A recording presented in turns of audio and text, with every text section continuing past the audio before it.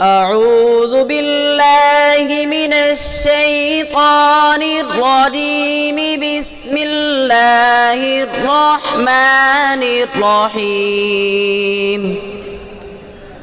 ولقد آتينا لقمان الحكمة أن اشكر لله ومن يشكر فإنما يشكر لنفسه ومن كفر فإن الله غني حميد.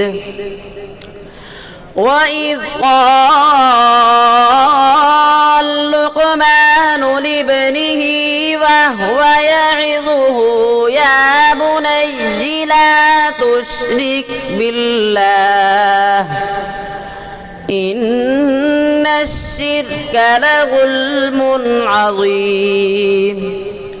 ووصينا الإنسان بوالديه حملته أمه وهنا على وهن وفصاله في عامين أن اشكر لي ولوالديك إلي المصير. وإن جاهداك على أن تشرك بي ما ليس لك به علم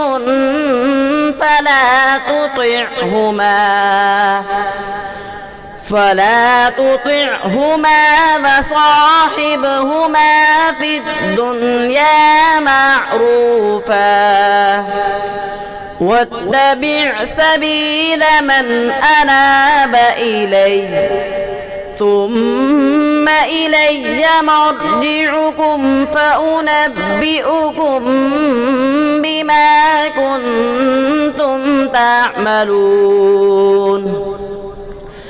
يا بني إنها إن تك مثقال حبة من خردل فتكن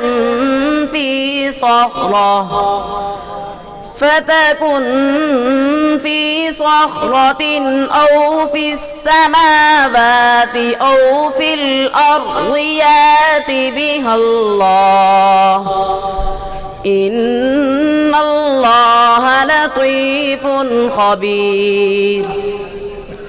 يا بني أقم الصلاة وأمر بالمعروف وانه عن المنكر واصبر على ما أصابك إن ذلك من عزم الأمور. ولا تصاعد خدك للناس ولا تمش في الأرض مرحا إن الله لا يحب كل مختال فخور. واقصد في مشيك واغضض من صوتك إن أنكر الأصوات لصوت الحمير. صدق الله العظيم.